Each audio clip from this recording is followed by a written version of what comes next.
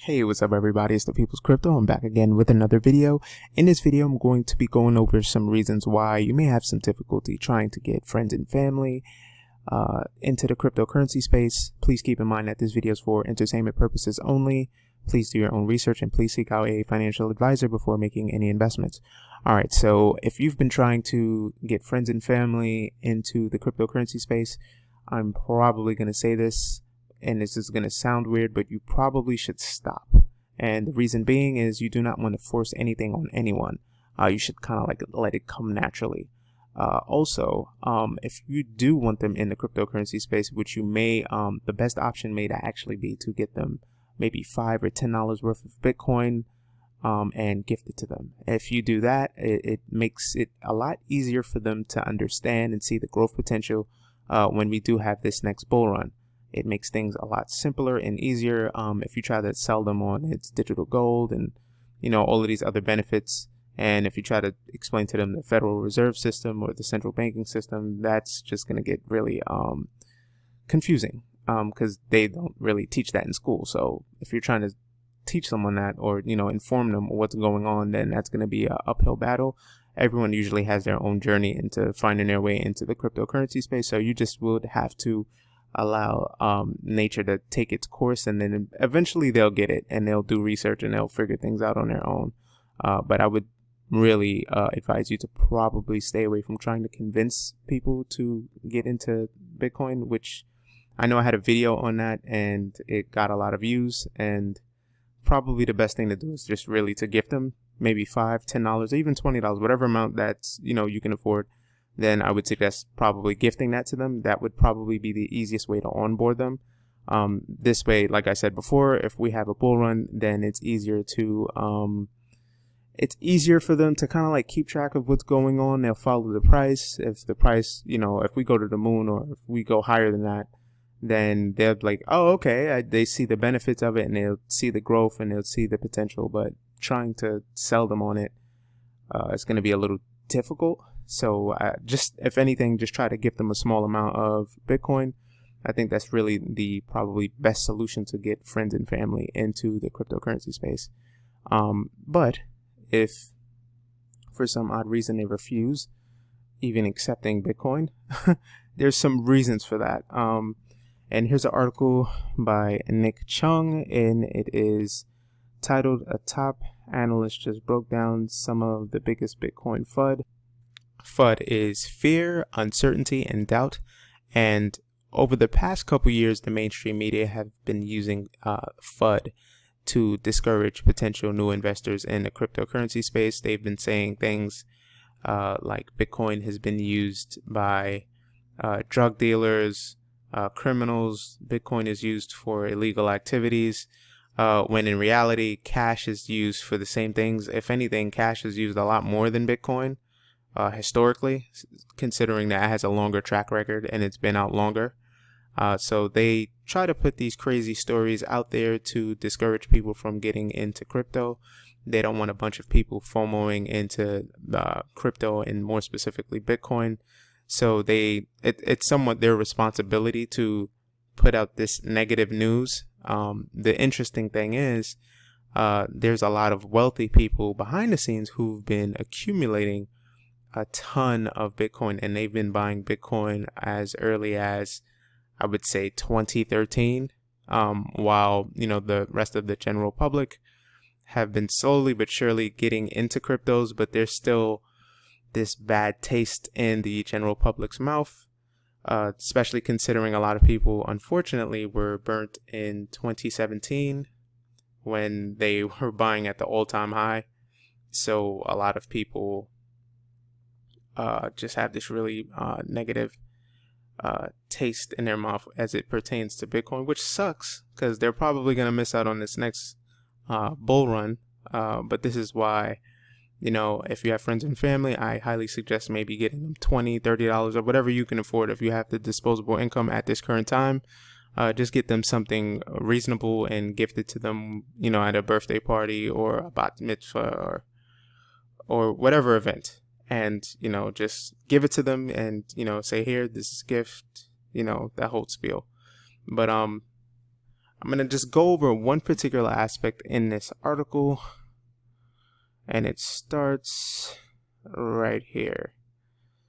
So what the mainstream media will typically say to discourage people from investing in Bitcoin is Bitcoin is too volatile. Bitcoin will lose its value due to hard forks and digital copies. Bitcoin is a bubble asset. Bitcoin wastes energy.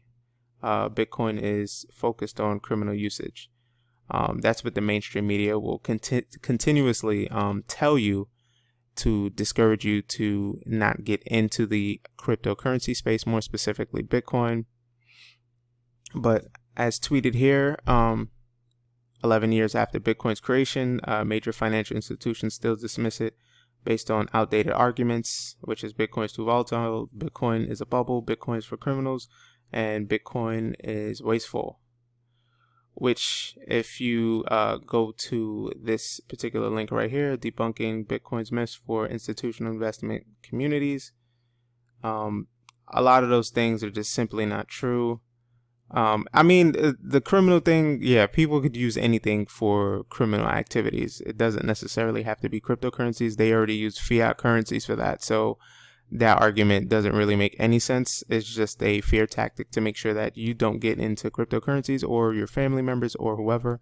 You must remember there's only 21 million Bitcoin in existence. So if they could just get more people discouraged from getting into this space, it's to the elites or the wealthy's benefit, because then they could scoop up as many Bitcoin as possible, leaving you or your loved ones or your friends completely out of the market.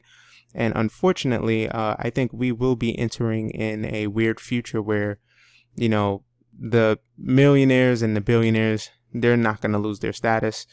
They have wealth advisors, and these advisors have been telling them from at least 2013, at least to my knowledge, to get into the cryptocurrency space. More specifically, they've been scooping up Bitcoin, and I think now they're even scooping up Ethereum. So it's unfortunate, but if you can, dollar cost average into the space, obviously not investment advice, do your own research and seek a financial advisor that has a background in cryptocurrencies. That might be a little bit difficult to find, but you know, just do your research and hopefully you can come across one that is in this space. But yeah, the misinformation that they've been putting out for the past couple years is ridiculous. If you do some research now, you'll see that JP Morgan is changing their tunes on Bitcoin and other digital assets, and many other institutions are getting into the space. Fidelity has Fidelity Digital Assets. TD Ameritrade also has, I believe, a trading desk that they'll be launching real soon. There's so much news out there where, you know, you can see the tides turning, and people and institutions will be getting more heavily into Bitcoin. However, what needs to happen first, unfortunately, is probably a major stock market crash or a correction. The housing market would probably have to tumble. It would have to be something cataclysmic to occur for people to then run to maybe precious metals first, and then they'll run to Bitcoin and other digital assets afterwards. What I personally think may happen is you'll have a situation where people run into precious metals first. They'll buy up all the precious metals, and then from there, people will then figure out what else they can get into that is separate from the current monetary system, and that would be cryptocurrencies, Bitcoin, Ethereum, etc. Then they would get into this space, and then that's when we would see that mass adoption occurring. But until that happens, you still have an opportunity to get Bitcoin for around $9,000. It's been trading sideways for quite some time now. So, you know, right now is the perfect time to get in before the next bull run. It may happen sometime later this year, or it may happen next year, but we just don't know specifically when the price will go to the moon, because it will happen, and we probably will not ever see a $9,000 Bitcoin price again. So, you know, do your due diligence, do your own research. If you're completely not sure what you're going to do or what your strategy is, I would just suggest maybe doing some research and trying to find a advisor that is somewhat familiar with cryptocurrencies. That may be a little bit difficult, so you may have to actually go on this journey all alone, unfortunately, because those wealth advisors are extremely expensive and you don't have access to them unless you are part of the 1%. But that's going to do it for this video. We're gonna go over the cryptocurrency prices for the moment and see if anything has changed. And if you're looking to get the cryptocurrency prices, you can go to thecryptocurrencyspace.com. Right now we have Bitcoin at $9,287.49. Ethereum is at $238.86. Tether's at $1 as usual. XRP is at 19 cents. Bitcoin Cash is at $239.22. Bitcoin SV is at 186.11. Litecoin is at 43.81. Cardano is at 11 cents. Binance Coin is at $16.20, and EOS is at $2.57. That's going to do it for this video. Please follow me on Twitter, and please like and subscribe to the channel on YouTube, and also click the notification button. And also, if you are listening to this on LBRY, please share this video with anyone on your page or anyone who might be interested in the cryptocurrency space. That's going to do it for this video. Thank you for listening, and I will see you later.